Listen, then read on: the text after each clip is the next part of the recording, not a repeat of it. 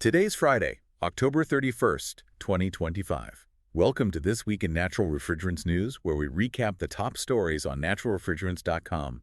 This podcast is generated and read by artificial intelligence and may contain pronunciation errors. We're your hosts, AT.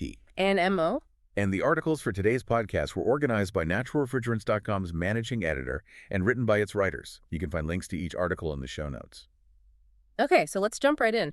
There's quite a bit happening. Seems like a lot of movement in industrial applications and manufacturing this week. Absolutely. Kicking off with Copeland, they've announced plans to acquire Sustainable Process Heat, SPH. The German company specializing in high-temp heat pumps, right? That's the one. And this really points to a huge driver in the market right now. Which is? Electrified heating for industry. And, getting away from fossil fuels for steam production, it's a big deal, especially in Europe. That makes sense. And SPH has some interesting tech for that, doesn't it? Yeah, their therm booster system, it can deliver steam up to 180 degrees C using naturals or low GWP options. 180 C, that's pretty high. It is. And they even have a real-world example running already. A butane water heat pump that's R600 and R718 hitting 200 degrees C at a pharmaceutical plant. Wow, 200 C. Okay, that's definitely pushing the envelope for industrial process heat. Game-changing stuff. Definitely. So moving from high-temp industrial to commercial refrigeration. Panasonic's making waves in Europe. Big time. They've really cemented their place with CO2 condensing units. Get this. 7,000 units sold across Europe so far. 7,000 CO2 CDUs. That's a significant number. It is. And 2,500 of those were sold just in 2025. Just this year. So that's, like a 37% increase? Exactly. They now hold over 30% of the European market for these CO2 units. Okay, so we're clearly seeing CO2 CDUs become, pretty mainstream for certain applications. Seems that way. And they're not stopping. They're launching a smaller 1 HP CO2 unit in 2026. 1 HP, so for smaller applications. Yeah, think small walk-ins, medium or low temp. Like in hotels, cafeterias, that kind of thing. Filling the gaps. Right. Plus, they just signed a deal with a Polish grocery chain.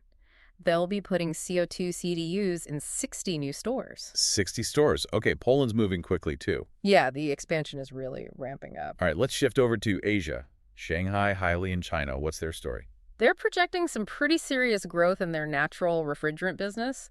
Doubling it, they say, in just 3 years. Doubling. What's driving that? It's a mix. China's own dual carbon targets play a role, but also global policies, like the EU's upcoming 150 GWP limit for smaller split ACs. That pushes things towards naturals like R290. Right, R290 propane.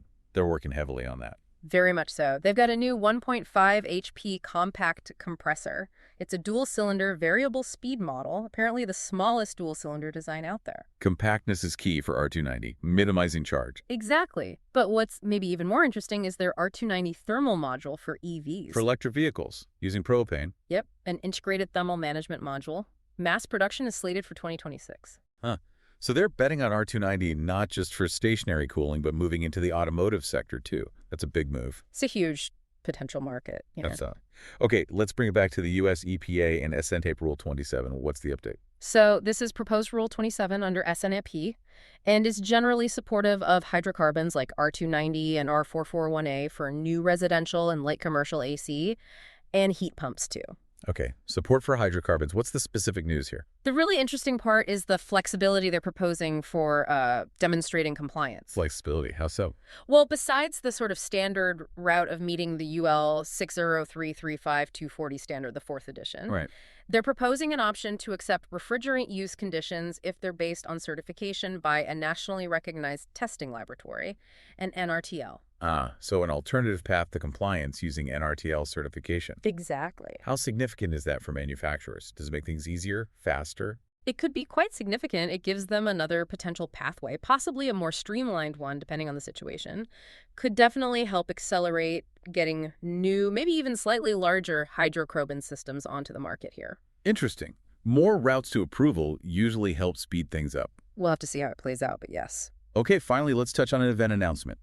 Atmosphere Middle East. That's right. The publisher of the website, Atmosphere, is launching an inaugural event focused specifically on the Middle East. First one for that region. Where and when is it planned?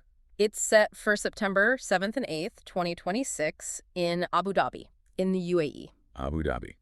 And the focus, given the location, I'm guessing high ambient temperatures? Precisely. It's all about the HEF gas transition and how natural CO2, ammonia, hydrocarbons can work effectively in those really challenging high ambient Makes conditions. sense. A lot of focus needed there. And it's timely, too. The UAE just ratified the Kigali Amendment back in 2024, so there's a strong policy push happening regionally. EPTA's already signed on as the platinum sponsor, by the way. Good to see industry getting behind it early. Okay, so quite a week. Industrial high temp, big commercial CO2 growth, manufacturing shifts towards R290 for EVs, policy flexibility in the U.S., and a new focus on high ambient regions. Yeah, the momentum seems to be building across a lot of different fronts for naturals. This is AT, and this has been the week in natural refrigerant news.